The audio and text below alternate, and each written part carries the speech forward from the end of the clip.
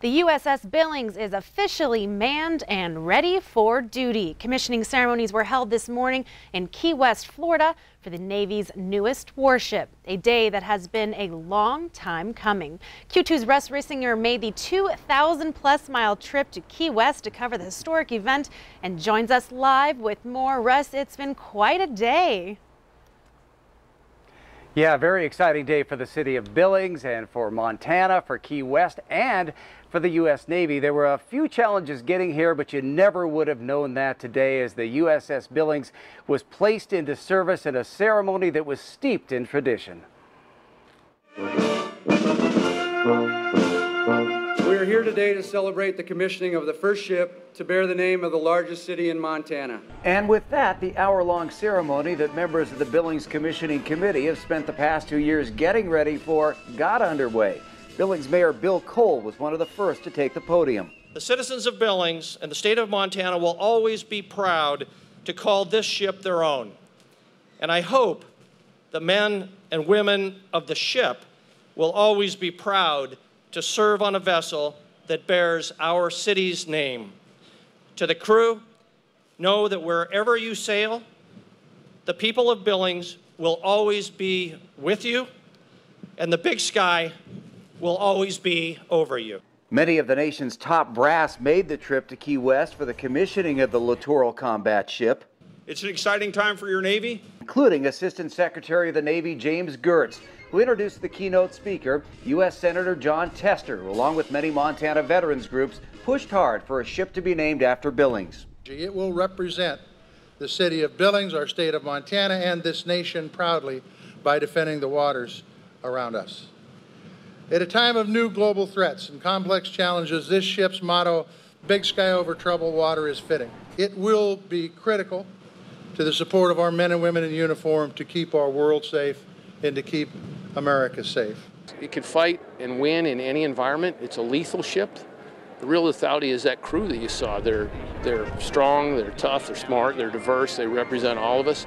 This ship will sail all around the world, maybe right here in our neighborhood of the Caribbean or the Eastern Pacific, counter-narcotics missions, or could be in the Strait of Hormuz, protecting tankers against an Iranian threat. Secretary Gertz, I will be honored if you would place Billings in commission. on behalf of the Secretary of the Navy and for the President of the United States, I hereby place the United States ship Billings in commission. May God bless and guide this warship and all who shall sail in her. Congratulations, Captain. Thank you. After that, more Navy tradition, the hoisting of the colors and pennant. Quartermaster, hoist the colors and the commission pennant. Aye, sir! Then it was time to man the ship and bring it to life. Sponsor Charlotte Tester broke with tradition by asking the families of the sailors to join her. Officers and crew, USS Billings, man our ship and bring her to life.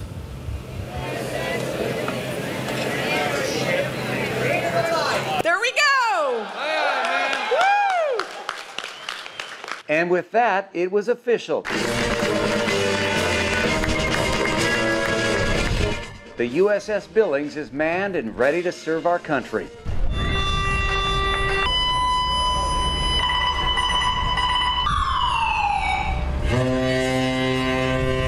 This exceeded every expectation I possibly could have had. This was just overwhelming. It was well worth the effort and the time, and we should all be very proud of these men and women that protect us. It's a beautiful day. It's a great ship, and we got something for Billings that I can't believe I would see once in a lifetime event. This is like the 4th of July for Montana. For me, you know, it's just fantastic. We have a marriage with this ship for the next 25 or 30 years while it's at sea, so it's not over with for us. The city of Billings will still have a connection with the ship for a long time, and we're going to keep working to make the sailors and their families, support them, make them happy, do everything we can.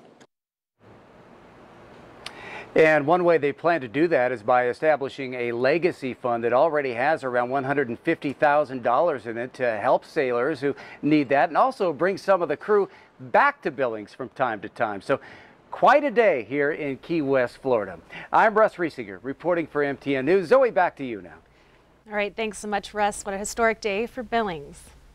We're turning now to national news with a shooting spree at a shopping center in El Paso, Texas, killing 19 people and injuring more than 20. Now, police say they have at least one person in custody. CBS's Kenneth Craig is following the story from New York. Heavily armed police swarmed the Cielo Vista Mall as a helicopter flew overhead. This is a large crime scene, a large area, so we are systematically going through it and making sure that anybody in the area, number one, we're ruling out that no one is a suspect, and we're also making sure that those people that were separated or hurt are getting the care that they need. This Walmart employee said it took a moment to realize what was going on. I hear them closer and louder, and that's when I realized, I'm like, okay, this is like serious. So I see people running right away, and that's when I reacted. I'm like, okay. This man witnessed the chaos as it unfolded. Some of the other employees, they were coming in, and they would tell me that they heard some gunshots, and people just started bolting straight into the store in order to get to cover. And it is very hard to think about this. Speaking at an event in Nevada, Democratic presidential candidate and former El Paso Congressman Beto O'Rourke reacted to the news as information was still coming out. So I just ask for everyone's strength for El Paso right now.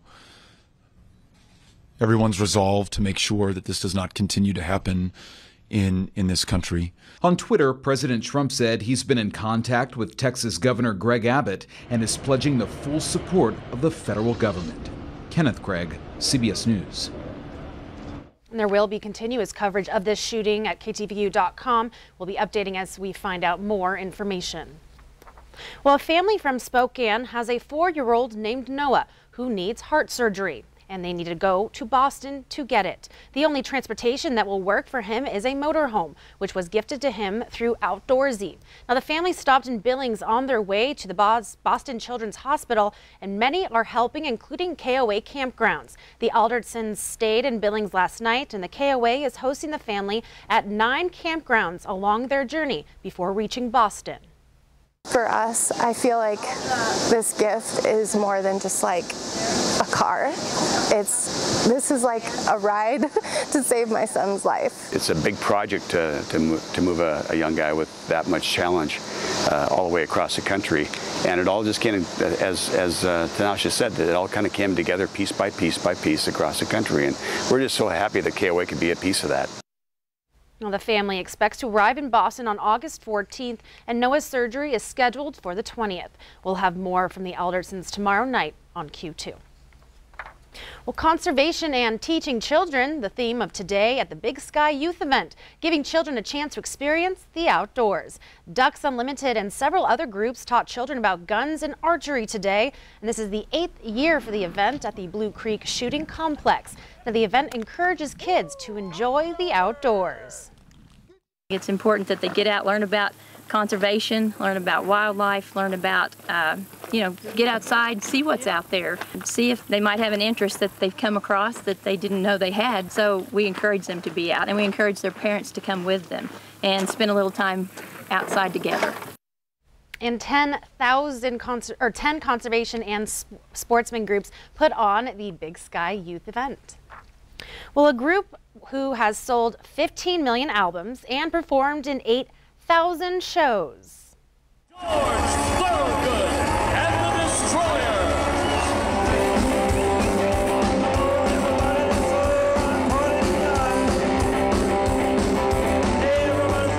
George Thorogood and the Destroyers played at the 18th annual Magic City Blues Festival. Thousands lined the streets of Montana Avenue for the third of 3 bands on the big stage. Promoter Tim Goodridge says Thorogood was the inspiration for the festival in the first place. Now, the band also headlined the Blues Fest in 2003 and 2011. A total of 6 bands played Friday night. And tonight, starting at 5, 3 bands are set for the Stillwater stage in the McCormick Cafe parking lot. And on the Budweiser stage, Arterial Drive starts at 6, followed by Little Hurricane. Well, stay with us. More to come on the 5:30 news.